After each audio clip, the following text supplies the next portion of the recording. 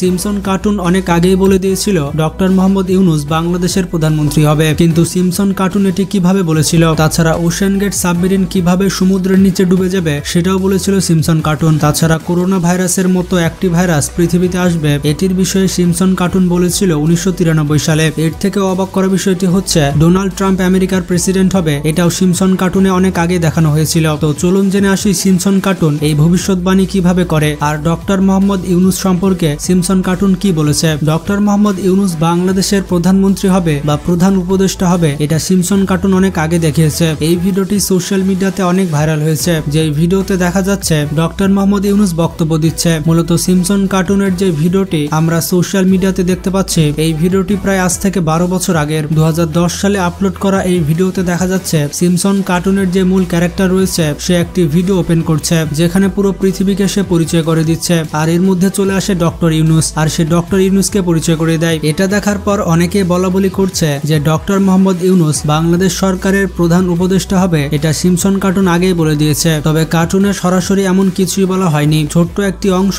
যেটি সিমসন কার্টুনে দেখানো হয়েছে সেই পার্টটি আপনারা অনেকেই দেখেছেন। সেখানে ডক্টর মোহাম্মদ ইউনুস এবং বাংলাদেশ সম্পর্কে বলা হয়েছে। ডক্টর ইউনুস যে প্রধানমন্ত্রী হবেন এই বিষয়ে স্পষ্ট করে বলা হয়নি। ডক্টর মোহাম্মদ ইউনুস 2006 সালে নোবেল পুরস্কার পান। তার আগে থেকে তিনি পুরো পৃথিবীতে অত্যন্ত বিখ্যাত একজন মানুষ ছিলেন, যার কারণে তাকে সিমসন কার্টুনে দেখানো হয়েছে।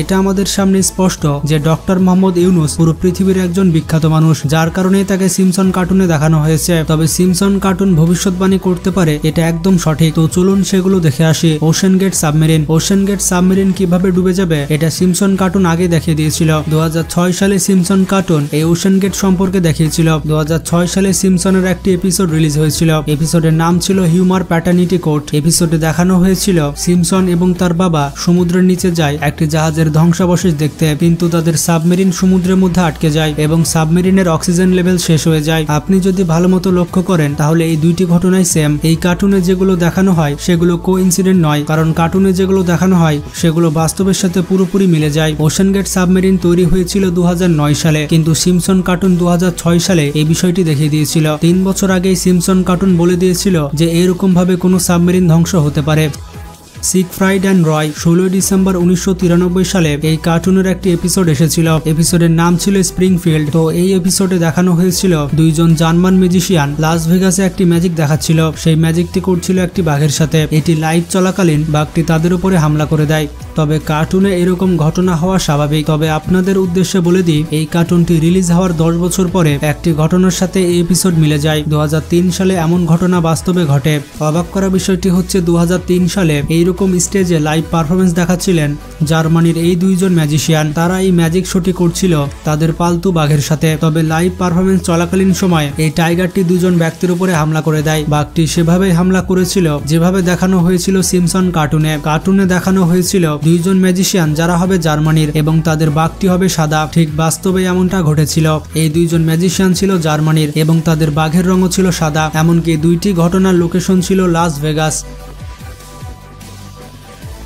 Prediction about Pakistan. এই কার্টুনটিতে পাকিস্তানের বিষয়ে প্রেডিকশন করা হয়েছে। পৃথিবীতে যত বড় বড় ঘটনা ঘটেছে তার বেশিরভাগই আগে দেখিয়েছে এই সিমসন কার্টুন। এই কার্টুনে যত ইনসিডেন্ট দেখানো হয়েছে তার 90% বাস্তবের সাথে মিলে গিয়েছে। আপনারা বুঝতেই পারছেন এই কার্টুনটি যে অর্গানাইজেশন তৈরি করেছে তারা কোনো সিক্রেট অর্গানাইজেশন, এবং অনেক বছর আগে দেখানো হয়েছিল যে পাকিস্তান দুই ভাগে ভাগ হবে। একটি ভাগ হয়ে যাবে বাংলাদেশ এবং আরেকটি হয়ে যাবে পাকিস্তান। পাকিস্তান ছাড়াও অন্যান্য দেশের উপরে অনেক ইনসিডেন্ট করেছে এই কার্টুন। Corona virus. তো যেমনটা আপনারা জানেন ডিসেম্বর 2019 সালে করোনা ভাইরাস পৃথিবীতে আগমন করেছিল। এই ভাইরাস আউটব্রেক হওয়ার পরে পুরো পৃথিবীর অবস্থা খারাপ করে দিয়েছিল। পুরো পৃথিবীর অর্থব্যবস্থা প্রায় ধসে গিয়েছিল এই ভাইরাসের কারণে। সেই সময় কেউ জানতো না এই ভাইরাস কি এবং কিভাবে ছড়ায়। বেশ অনেক সময় ধরে রিসার্চ করার পর বিজ্ঞানীরা এর অ্যান্টিভাইরাস তৈরি করে। তবে আপনি হয়তো বিশ্বাস করবেন না, এই সিমসন কার্টুন 1993 সালে দেখিয়ে দিয়েছিল যে পৃথিবীতে করোনা ভাইরাস আসবে। 1993 সালে এই কার্টুনের একটি পর্ব রিলিজ হয়েছিল। এপিসোডের নাম ছিল মার্চ ইন চেঞ্জ। এই এপিসোডে দেখানো হয়েছিল একটি ফ্যাক্টরি ওয়ার্কারের ফ্লু হয়ে যায় এবং এই ওয়ার্কারের মাধ্যমে পুরো পৃথিবীতে ভাইরাস ছড়িয়ে পড়ে এবং যারা যারা এই ফ্লু ভাইরাসের সংস্পর্শে আসে তারা সবাই আক্রান্ত হয়ে যায়। তাছাড়া এপিসোডে দেখানো হয়েছিল যে এই ভাইরাস কত দ্রুত ছড়াচ্ছে, মুহূর্তের মধ্যেই পুরো পৃথিবী ছড়িয়ে যায় এই ভাইরাস। এইরকম একই ঘটনা 27 বছর পরে আমরা দেখতে পাই। প্রথমবারের মতো করোনা ভাইরাস হয়েছিল চাইনিজ এক ওয়ার্কারের মধ্যে এবং চাইনিজ সেই ওয়ার্কারের থেকে পুরো পৃথিবীতে করোনা ভাইরাস ছড়িয়ে পড়ে। তবে সিমসন কার্টুনে এই ভাইরাসের নাম দেওয়া হয়েছিল ওসাকা ফ্লু। তবে এই কার্টুনে যেভাবে দেখানো হয়েছিল ঠিক একইভাবে করোনা ভাইরাসের উৎপত্তি হয়েছে এবং একইভাবে পৃথিবীতে ছড়িয়ে পড়েছিল। এখন আপনারা বুঝতেই পারছেন এটি কোনো সাধারণ কার্টুন সিরিজ নয়। এই কার্টুনের মধ্যে অনেক রহস্য লুকিয়ে রয়েছে। ডোনাল্ড ট্রাম্প আমেরিকার 45তম প্রেসিডেন্ট ছিলেন। 2016 সালে আমেরিকার নির্বাচনে ডোনাল্ড ট্রাম্প এবং হেনরি ক্লিন্টন দাঁড়িয়েছিলেন। সেই ইলেকশনে ডোনাল্ড ট্রাম্প জিতে যায় এবং আমেরিকার 45তম প্রেসিডেন্ট হয়ে যায়। তবে আপনি অবাক হবেন তখন যখন জানতে পারবেন ডোনাল্ড ট্রাম্পের প্রেসিডেন্ট হওয়ার বিষয়টি সিমসন কার্টুন অনেক আগেই দেখিয়ে দিয়েছিল। ট্রাম্পের প্রেসিডেন্ট হওয়ার 16 বছর আগেই সিমসন কার্টুনের একটি এপিসোড রিলিজ হয়েছিল। 16 বছর আগে এই কার্টুন দেখিয়ে দিয়েছিল যে আমেরিকার প্রেসিডেন্ট হতে চলেছে ডোনাল্ড ট্রাম্প। 19 মার্চ 2000 সালে সিমসন কার্টুনের একটি পর্ব রিলিজ হয়। এই এপিসোডের নাম ছিল বার্ড টু দ্য ফিউচার। তো এই এপিসোডে দেখানো হয়েছিল যে ডোনাল্ড ট্রাম্পের সাথে একজন মহিলা কম্পিট করছে এবং এই ইলেকশনে সেই মহিলাকে হারিয়ে ডোনাল্ড ট্রাম্প প্রেসিডেন্ট হয়ে যায়। তবে অবাক করা বিষয়টি হচ্ছে 2000 সালে ডোনাল্ড ট্রাম্প নিজে জানতো না যে সে আমেরিকার প্রেসিডেন্ট হবে। মানে সেই সময় তিনি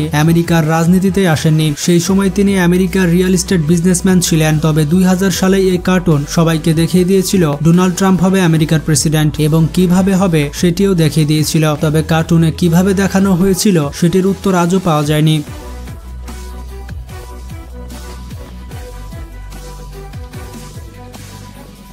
কোবি ব্রায়ান্ট, ইনি হচ্ছেন আমেরিকার ফেমাস বাস্কেটবল প্লেয়ার। 2020 সালে তিনি একটি বাস্কেটবল গেমের জন্য হেলিকপ্টারে করে যাচ্ছিলেন। তবে তিনি একটি দুর্ঘটনায় পড়েন এবং ক্যালিফোর্নিয়ার পাহাড়ের মধ্যে অ্যাক্সিডেন্ট করেন। সেই দুর্ঘটনায় তিনি মারা যান। আপনার কাছে এটি স্বাভাবিক দুর্ঘটনা মনে হলেও এটি কিন্তু নর্মাল অ্যাক্সিডেন্ট নয়। এই বিষয়টি আগেই সিমসন কার্টুনে দেখানো হয়েছিল। 1993 সালে সিমসন কার্টুনের একটি পর্ব রিলিজ হয়েছিল। এই এপিসোডের নাম ছিল মার্জিন চেঞ্জ। এই পর্বতে দেখানো হয়েছিল যে একটি হেলিকপ্টার ক্র্যাশ করছে। এই হেলিকপ্টারে যে ব্যক্তি ক্র্যাশ করেছিল তার নাম ছিল কবি, মানে ওই কার্টুনের বুকে কবি লেখা ছিল।